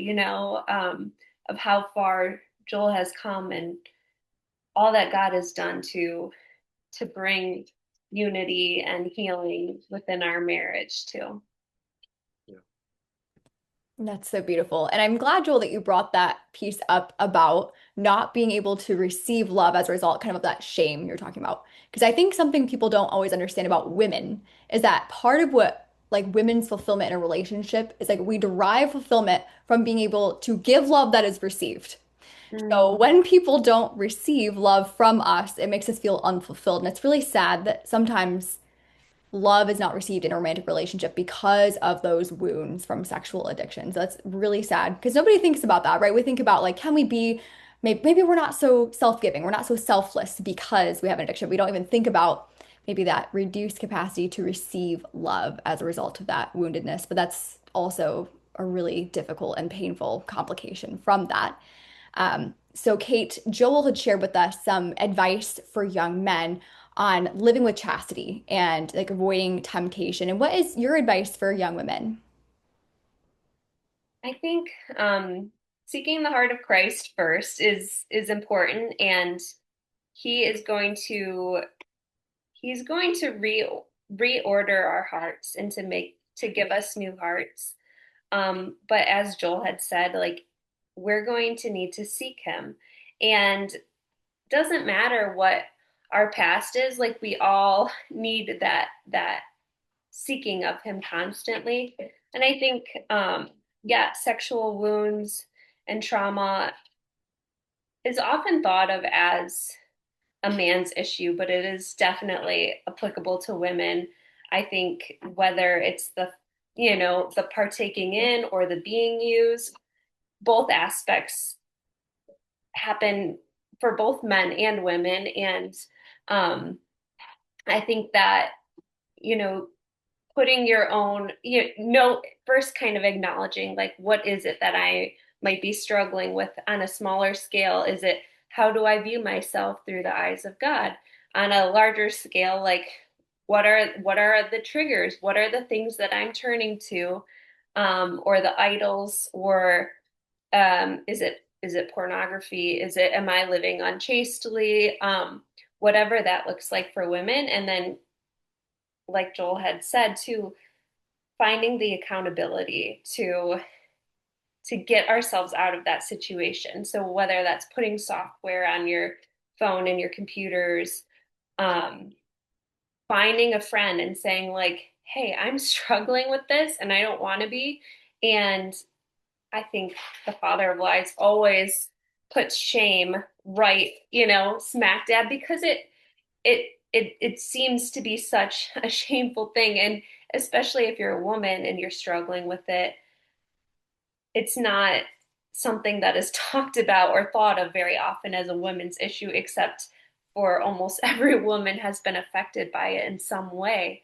Um, so just kind of stepping out of that place of shame and bringing it into the light, asking that trusted friend, or I don't know, therapist, spiritual director, whomever you have that is living in a different way, and bringing it up to them and asking for their help to be your accountability to walk out of this.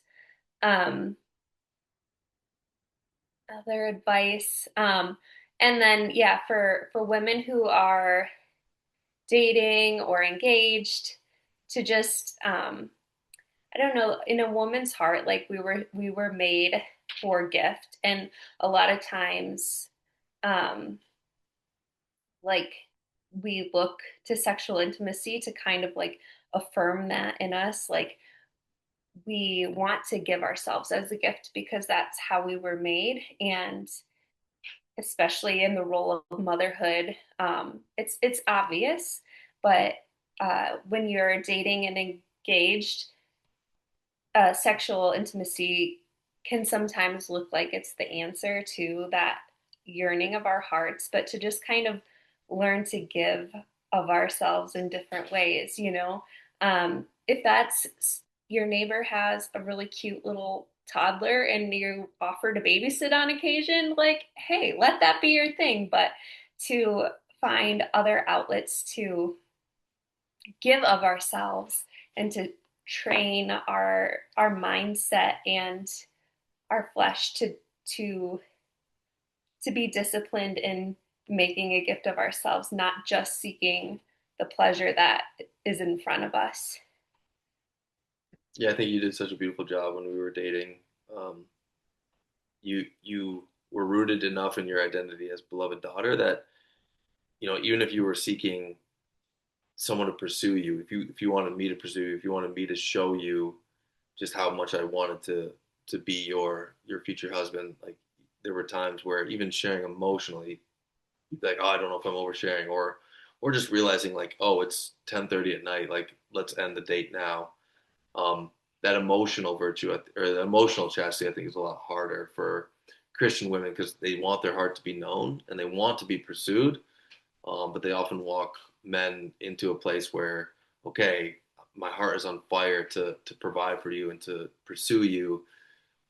The easiest way for me to do that is physically, and I want to do that physically because of all of the things you just shared with me emotionally. And so you were really good at pacing, like how much of your heart you were sharing, and um, yeah, you didn't just save your body, but you also saved, yeah, parts of your heart for me to uncover in marriage. And I thought that was really, really beautiful and just lit the fire even deeper. But those type of boundaries can help as well as the emotional ones because it's so good that women want to be known and want to be loved and want to be pursued. It's also, yeah, not fair to these hot-blooded young men who so badly want to do all those things, and now you're sharing so much of your heart with them, but you know you haven't said I do yet, or you haven't even agreed to engagement yet, and now they're really torn because they're like, I just want to be one with you. I want to be all I can be for you because of all that you've shared with me. And um, there's a Yeah. time and a place for all that. Just chastity is loving in the right time and in the right place. And Yeah. so, yeah, I think too, even just having like specific physical boundaries while you're dating or engaged, like for us, one of the really good navigating ones was um we just kind of had a rule. It wasn't like a very extreme like no kissing before marriage, but it was like no making out before marriage, like no tongues. That's where we're gonna draw the line. And and even um if kissing got to be, if it was too many kisses, basically the whole point was we know that there's an outlet, there's an intention, there's a purpose to these desires. So whatever starts to ramp the body up physically, whatever gets the hormones uh, moving toward a very clear sexual desire, well, that's obviously intended for a precursor to the sexual act. yeah. So yeah, sometimes it could be a long hug, and sometimes it was we could kiss 10 times in a row. Whatever it was, the ultimate line that we were trying to avoid crossing was distinct arousal. And I think, yeah, no tongue was just a really easy way. No, yeah, no French kissing was just an easy way to prevent our bodies from getting to, again, there's just such a physical sign to all, just such a physical reality. So those boundaries that would prevent us from getting aroused were super helpful. Yeah, just having good communication in a relationship and finding someone who wants the same thing that you want is very important too. Yeah. Um, because if one of us wasn't communicating, then it could easily have gotten out of hand. Yeah. Yeah. Yeah, those boundaries are so important in order to, really honor that person when you're dating them because dating is uncertain, right? Like some people unfortunately Yeah. are going to break up. Some people are not going to get married to each other, and you don't want to, do things that you may regret. And I think many people have, and I'm glad that there is grace for that and there's forgiveness in Christ for those things. But for those of us who are like planning ahead and thinking ahead in our lives, it's good to keep that in the back of your mind when you're dating that you don't actually know for sure that you're going to marry this person. And even if you do, you don't want to cross lines that are not going to honor God. So those boundaries are so helpful to kind of help get to that goal of really honoring that person and, saving sex for marriage. Not because, like you said, not because it's a shameful thing, but because it's very valuable and very important in the eyes of God. And we're going to put it in this covenanted context. And one thing I learned that I thought was so fascinating, and I never thought about it this way, but one of the things an abortion culture does is, it destroys the child as a result of, sex outside of marriage. And I never thought about this, but God literally put sex in the context of marriage because it's a safe place for children. So even Mm. when parents maybe they think, oh, okay, well, we have like 5 or 6 kids and like we don't really think we're going to have more. If there was another child, they are already bringing all their resources together, live together in the same house, all the money they make comes together. They're making these choices together. We don't even think about how that is a completely different environment than the single mom who, like, this is she's 18 years old. This is a massive crisis. How in the world is she going to be able to pay for this? And thank God for pregnancy centers and places that can help and support her so she can have what she needs. But being within that context marriage, a surprise baby is going to have a much like easier time in a lot of ways in life. They're going to have Yeah. the support of mom and dad, and they're already right there in that context. That's a safe place for them. Amen. And yeah, Christ said, "Bring all the children to me." This is not high level theology. This is playground theology. Kate and Joel sitting in a tree, Kissing. First comes love, then comes marriage, and then comes the baby and the baby carriage. Like, this is just natural law. Like, even children understand, like, oh yeah, a kid is born to a mommy and a daddy. Like, God's plan is almost so simple that humans have gotten in the way with our selfishness and our overthinking and our woundedness. And you're exactly right that, yeah, I think, going along with the contraceptive mentality is just the easy access to divorce, and all of it is just a lack of understanding of the Lord's plan for humanity, human sexuality. And yeah, that's another great example of dating, where dating for people who want to be married is really, really hard. And dating to people who view themselves as never getting married is just like another hobby. And so, again, there's one that's living out the Lord's plan um, for that sexual desire, and then one who, yeah, is just casually throwing away a joy and a fulfillment for that desire. Um, so, yeah, it's not, it's certainly not high level theology. It's one of the um, yeah, most human ways to look at um, sexuality and babies in the womb, and we've corrupted it in large part because of all the ways we've given into the father of lies and the devil that seeks to twist all the good that is in this world. So you're right. You're right. Babies were meant for families and for homes, and um, unfortunately, they're created so many times not in those places. It's so sad when that takes place. And that kind of leads us into another part of our conversation here that I'd love to ask you about. So in our culture, it is the norm that when people are married that they will contracept. There might even be as extreme as like the dink mindset of like having kids is a bad thing. This is really negative. Um, you guys have kind of a different perspective where you don't have the mindset that safe sex is with contraception, that contraception is what makes it safe, because that's kind of a big campaign that especially was presented to adolescents for a number of years, which I just think was Yeah. very exploitive to them and unfair to them to have had that presented in that way, because then it's very hard to have a healthy and biblical understanding of human sexuality if you've been told like you have no power over your desires, like you just have to use contraception and then you'll be safe. Like, that's the only thing you need for it to be safe. And so many people have wounds and heartache as a result of that. But I would love to ask you about marriage and choosing not to use contraception, even though maybe it would be easier to. Yeah, I mean, if it weren't for my conversion, I would probably have had, 2 kids, very calculated, certain period apart. Contraception would have been used in whatever marriage, if that marriage would have lasted. Um, but yeah, I think the what we learned in health class, I was a public school kid, and during that time, and yeah, when they teach you, how to contracept, how to put a condom on, it just subconsciously teaches you like, oh, that part of my desire is bad. And there are plenty of men in my extended family tree who have vasectomies. Contraception is used. Certainly, in some of my high school and college friend marriages and whatnot, and it just is it's hard to envision a marriage where both people love each other the way that they're called to if they view a a big part of their own sexuality, their own body entirely as bad. If you are against procreation, you're against a part of yourself that you did not choose, which is again one of the things we would talk about in our human dignity presentations in our organization is like you didn't choose to be alive, like you didn't choose to create yourself.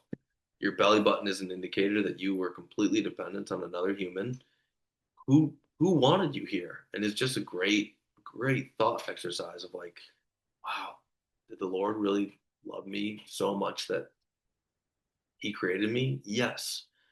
Okay, in marriage there's a part of you did not choose for it to be there, and is there a selfless reason for getting in the way of something that you did not create yourself? Um, no, we would say that there's not, but I know that not everyone is as fortunate as I am as to have survived the hookup culture and to have done the let's use our bodies for physical pleasure, and also let's use our bodies to create an eternal soul who could go on to create many other generations. And like you're not just saying yes to one kid, you're saying yes to generations. A lot of couples who contracept are the couples who maybe didn't have like, oh, I don't know what the other, grass might be greener if we just like we can still come together, we can still be close, we can still unify our bodies, and we can still get the pleasure. We just aren't getting the procreative. And as someone who's seen both sides of it, the grass is the greenest grass is the grass where you give yourself fully to your spouse and you are received fully by your spouse with the hope and likelihood. Sometimes it's a long shot, especially, yeah, we know people who struggle with infertility, but there's at least a chance that your yes to your bride in that moment is actually a yes for the Lord to create an eternal soul, and for that eternal soul to have the ability to certainly endure suffering and conflict, which the Lord is fully present in, but also to experience that joy that Christ came to bring us. So again, it's not about you, and I think oftentimes when marriage gets difficult, um, we seek to grasp for more control, and one of the easiest ways to grasp for control is to keep marriage between each other and just get through those problems first. It's like, no, the Lord has brought plenty of souls into difficult marriages, plenty of souls into single parent households that he still loves infinitely and unconditionally, and those children still go on to have a little taste of that joy that Christ came to bring us. Um, so I think it's just um, hard to think of a truly self-giving, life-giving marriage if you are trying to block a part of you that the Lord intended to be for him and souls that could spend eternity with him. Yeah, the image of the Trinity is coming to mind for me, like Father, Son, and Holy Spirit. And it is life giving love. It's constantly love that is being poured out amongst the three that are one. And it's supposed to be an icon of marriage. That it's not just Joel and I, Team Joel and I. It is our family pouring out our lives to create another life and to give of ourselves in that way. And that was how God had intended it. And I think so for us, we use a method called natural family planning. And what that means is, first of all, I guess the disclaimer that it can be used as contraception if you have that mentality. You can use it strictly to avoid pregnancy, and but ultimately, it is a life-giving love in that you are using the virtue of chastity to um, to deny your flesh and what you want for a greater good. So, for example, the default mindset should be an openness to life when you're using natural family planning.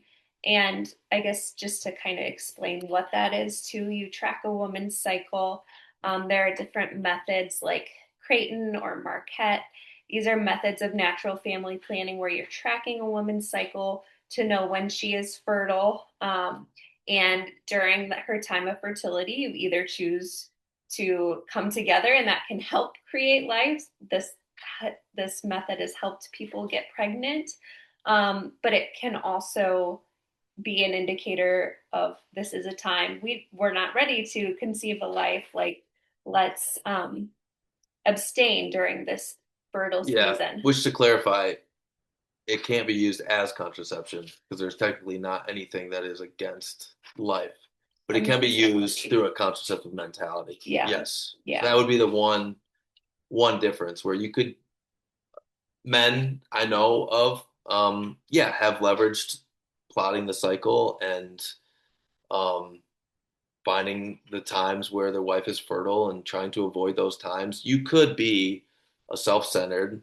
um, cowardly man who wants to use your wife's body for your own pleasure for this time of the month when you don't think there's anything to be pregnant or anything that could get you pregnant. And technically, the Lord can still create life out of that. Whereas most of the, and hopefully would then turn that self centered mentality into, oh man, I'm really not in control here. Praise the Lord for this life that we didn't plan on. Whereas in a way that I used to experience, you could be a cowardly, self centered man who wants to use a woman's body. You could put a physical blocker that would be against life. Technically, babies can still come out of that as well, but there's nothing physical in NFP between your reproductive system acting as it should and the woman's reproductive system acting as it should. You're just attempting to time the cycle. yeah. So to your point about us using it, we've technically never used it to avoid pregnancy. But that to your The time of I've had some health struggles. So there have been seasons of using NFP to avoid achieving pregnancy. As we cancer, yeah, forgot about that. that yeah. was a big one. That's a kind of a big deal. Yeah, forgot about that. Yeah, yeah. and even as I'm about to enter into a postpartum season, usually women are wanting a season for their bodies to recover and to fully Good point. Good point. yeah, to fully heal before they conceive another life. Guess we'll have to get the charts back up. Have to start national family planning again. Yeah, but it is it calls you outside yourself. You have to have a lot of communication about what's your cycle like, how's your body feeling. Yeah, you explain just what that how that's unitive in and of itself. Having those conversations as opposed to Yeah. like, oh, reach into the bedside table for the contraception. What are our conversations like when we're doing those charts? Yeah, I think it really has helped us to become more in tune with each other. Our communication has been clearer because we're not surprising each other with like, oh, I mean, like we have to communicate in order to know where each other is at. What is our capacity right now to have another baby and to welcome another life?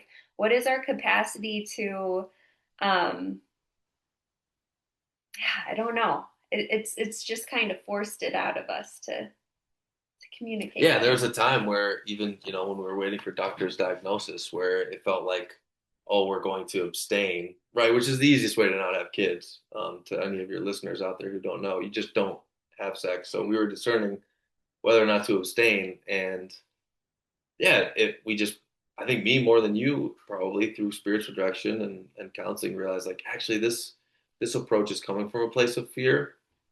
And as you know, Cassidy, fear is something the Lord tells us to not give into. And so, yeah, I think NFP, those conversations really reveal where each other's hearts are. And if you're going to call your spouse on to to heaven. At times, it's going to be a challenge, and yeah, we were able to come together, overcome that fear. No baby came out of it, but I think it was good for the relationship in that time to like you said, constant communication. Have those conversations as opposed to, oh, this is a piece of cake. We'll just pop the pill or we'll just use a condom or something like that. What family planning does is it brings the family more into it. But there are definitely ways you could get too far into the planning aspect of it as well. Yeah. And I guess I'm just jumping in here, but man, I'm so sorry about the cancer scare. Are you comfortable sharing about that? That's pretty scary. Yeah, I will share about that.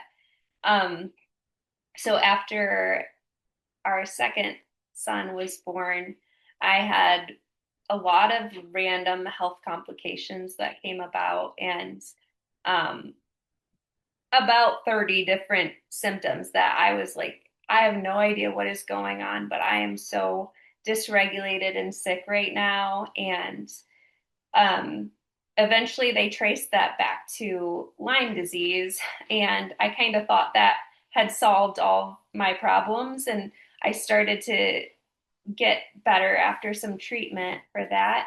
Um, but yet, one of the symptoms, a very big one that kind of indicates how your overall health is I still hadn't gotten my cycle. And at this point, I was almost 3 years postpartum, and I had pressed the doctors like something is wrong. I don't know what it is, but let's get an ultrasound again and just make sure everything's okay. And sure enough, in this ultrasound, they found on my right ovary was it was like 4 times the size it should have been. And so I was diagnosed with um, ovarian cancer actually in this past October, and it was a shock for me. It's a very rare type of cancer. It's called a granulosa cell tumor, and it really shook my world because I had already gone through so many health problems after having a little baby, and I'm trying to figure out how to be a mom, and now to add this crazy diagnosis of cancer to my life was just absolutely shocking. um so I yeah, they found the cancer, and by the grace of God it was fully encapsulated. They were able to remove it all, and within a month my cycle came back. I got pregnant 2 months after that with our little miracle baby with one functioning ovary. And it was just, yeah, she's due any day now, really. She's due 2 weeks from now, but my baby's come early. So this is, yeah, I'm excited for this season of fruit. But And like you said so beautifully, it all comes from an openness to life. yeah, Like we know that obviously the unitive aspect is just a great blessing that the Lord, he didn't have to make sex feel unitive, certainly didn't have to make it feel pleasurable, but we knew ultimately be fruitful and multiply. A contracepting couple would have addressed your health concerns outside of the scope of, okay, your cycle's not here, something is, like, your body is built, because we've seen it with two babies on earth and two babies in heaven. Your body, when peak femininity, is literally developing another human being. yeah, It's not doing that right now. Something is wrong. A yeah, contracepting couple would have missed that cancer for who knows how long, and yeah, just dealt with those health issues kind of isolated in a vacuum. So yeah, praise the Lord for your desire for, yeah, a bigger family and your openness to life, because it was truly through that NFP lens that yeah, we got, like you said, it had gotten big. I don't know how much bigger it would have gotten if we were like, oh, we're done. We're done having kids. And that's the question that I'm ready to, apparently, my men's group was preparing me for this because a lot of them have boys and girls. Like, once you have both genders, it just seems common for people to ask, like, oh, are you guys done having kids? Which ultimately is people asking whether or not you're going to continue to have sex with your spouse, which is just, again, going back to like the attitude that people have towards marriage, towards sex, and towards children. It is like the green light for people to ask other married couples who just had a kid, like, "Oh, are you guys done having kids?" Like that is something that you choose, and thankfully you wanted to choose Yeah. someone outside of yourself, like this unborn child, Yeah. because that's what helped, yeah, ultimately get to the root of your health issues. Yeah. Thank goodness you found that. And I think you're right on, Joel, that I've learned when I had an experience working in the labor and delivery unit in a hospital that it's very common that right after women give birth, maybe you've had this experience, Kate, they'll offer you contraception like 2 days after you give birth. They'll say, hey, I'll inject it right now. Like I will give you an injection, which may cause you to not have your cycle back for that reason. Or women will sometimes have an IUD that they can have in their uterus for up to 5 years, which you don't typically have a cycle during that time. So if you'd had your health problem while you had an IUD, you'd say, well, look at that. My IUD is working, so I don't have a cycle. Right. Literally, Yep. little do you know that inside your body, your ovaries saying, hey, would like some help here. Does anyone want to help me? Because I really need help. So when you're doing NFP, you are constantly studying your body, you're learning your body. And fertility is a sign of health. But in a culture that's so deeply impacted by abortion and the sexual revolution, we believe fertility is a sign of a curse. We're like, why is that there? Very inconvenient, frustrating, difficult thing. But thank God that you guys had that open to life mentality. And by using NFP, you knew that your body was sending you signs, hey, I'm not okay. Yeah.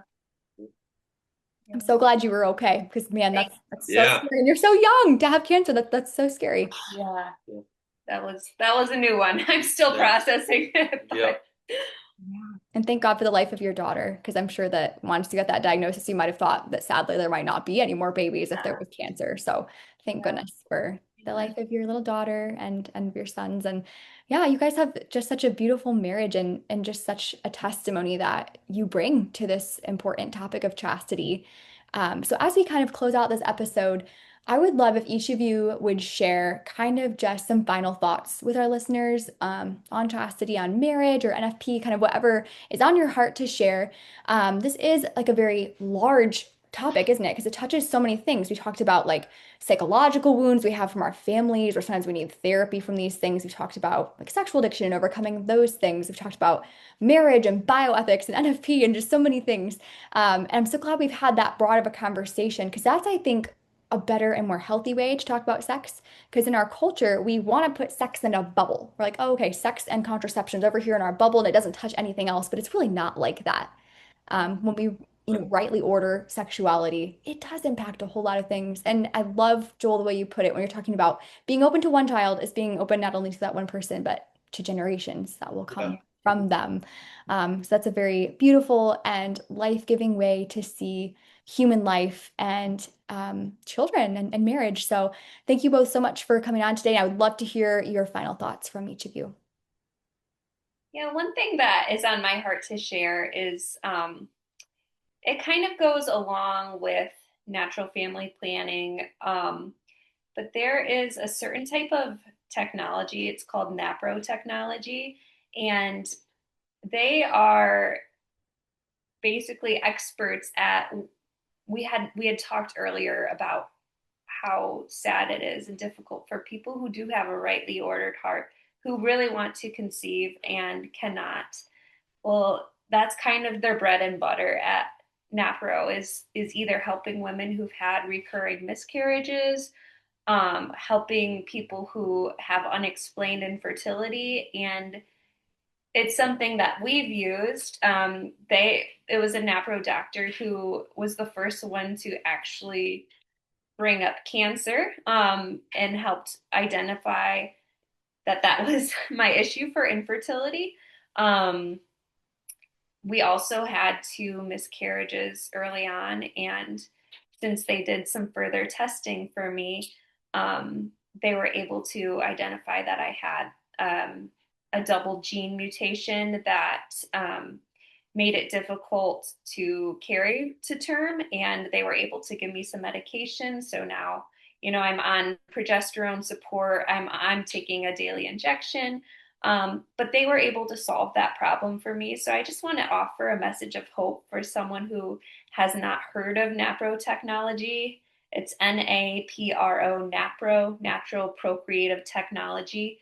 And to just explore that avenue, and that I just hope and pray that that could be an answer for a prayer for that person. Yeah, I think that natural word just it keeps coming up, and all of these things are just ways that you can work with the incredible mystery of the human person that the Lord has created in order to find ultimate fulfillment and flourishing, and truly not not not your fulfillment here on earth. I think that's what we've realized is the rightly ordered sexual desire. A truly chaste person realizes, yeah, it's amazing to create life. It is a real blessing to be one with someone in the sexual embrace, but ultimately, I was made to receive the outpouring of the Holy Trinity and Christ, my Savior, in eternity. And so I think, yeah, my closing message is a quote I've heard about falling in love, falling in love with God is a great adventure. And I think, yeah, everyone is worth that adventure. That's ultimately what the Lord wants. And based on my experience, I would definitely say it is an adventure. Um, and you, every person has such a capacity to love and to receive love. And chastity is such a great virtue to ask the Lord to help you with so that you can love in a way where people are receiving the gift of you as an incredible human person. And it's also a way to learn how to receive love from others in an authentic Christ way, Christ centered way. Um, so yeah, take the adventure, take the invitation to chastity, and see what kind of relationships the Lord wants to bring into your life because you're worth it. That is such a beautiful message. Thank you guys so much for coming on today and for sharing with our listeners. This message of chastity has such an important application on the issue of abortion. Our world is so impacted by this mindset that people can just have sex outside of marriage with whoever you want, and there will never be a pregnancy, and then there are a whole lot of pregnancies after that.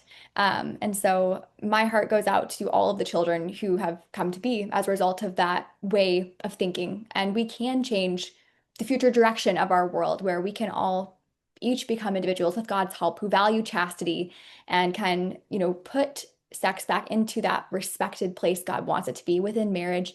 And because it is a beautiful gift from God, but it's also such a powerful gift that brings eternal souls into this picture that Yeah. deserve love and care and support and help. They do not deserve to be dismembered in their mother's womb and to be harmed.